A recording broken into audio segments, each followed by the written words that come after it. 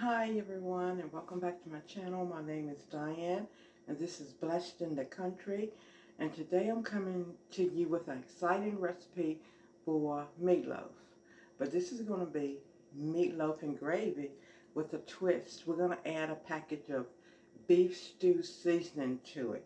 So this is not your traditional meatloaf with either tomato sauce or ketchup on top or in the mix, but we're going to add beef stew with it.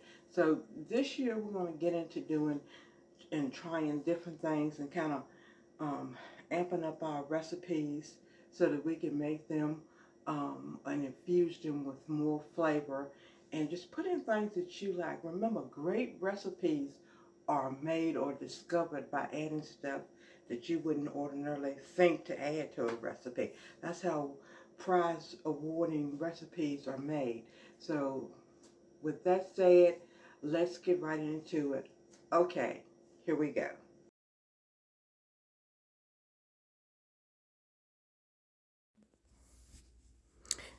So here we are. We have our ground beef, and I've already added about a fourth each of salt and pepper to this, along with my ground beef.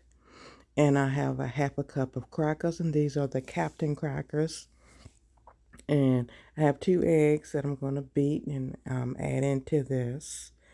And here I have a half a cup of chopped onion. And then I have about a fourth a cup of green peppers. You don't have to use those if you don't want. And then I have a pack of beef stew seasoning. This is just a great value, and I like it well enough. It's fine. And we're just gonna add all of that in there, and we're gonna mix in all of our dry ingredients first. Then we will mix in the egg mixture. So we're gonna put in our crackers first.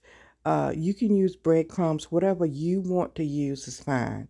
And then we're gonna put in our green pepper. Again, if you don't want to use the green pepper, that is absolutely fine. And then we're gonna put in our onion.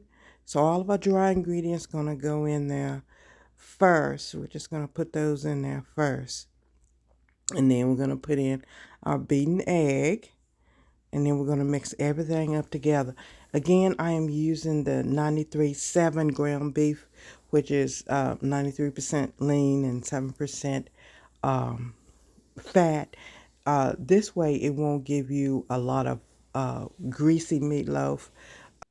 And I just like using the 93.7 when it comes to my meatloaf. Okay, so we got all of that in there with clean hands. We're going to mix all of this in really well, and we're going to form it into a ball. Again, this is just not your traditional meatloaf that you would have with ketchup or tomato sauce. This is gravy, and this is just the way my husband like it. I like it either way. It doesn't really matter to me.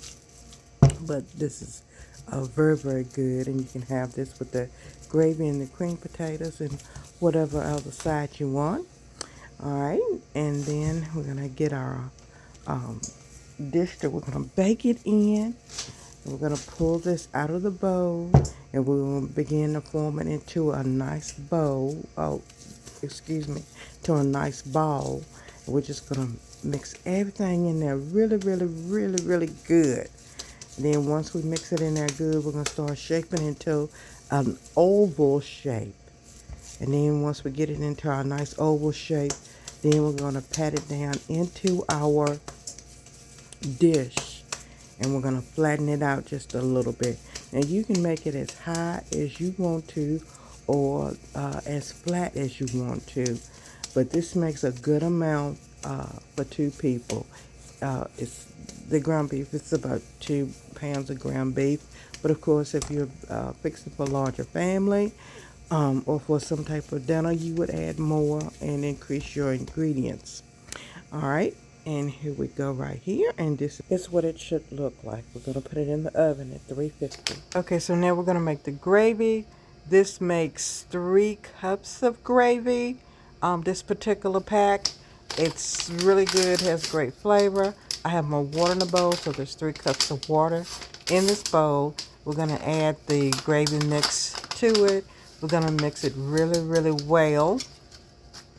And my meatloaf has been cooking. It's about about 15 to 20 minutes left for the meatloaf to cook. You want it to be at about 150 to 60 at this point. And now we're going to take our gravy mixture and we're going to pour it over our meatloaf, and we're going to put it back in the oven, and I'm going to put it back in the oven with tin foil over top of it for it to finish cooking. When it comes out, I want the temperature for myself, I want it to be at about 180, 190 degrees. All right, so here we are. We've just taken it out, and this is exactly where I want it to be at.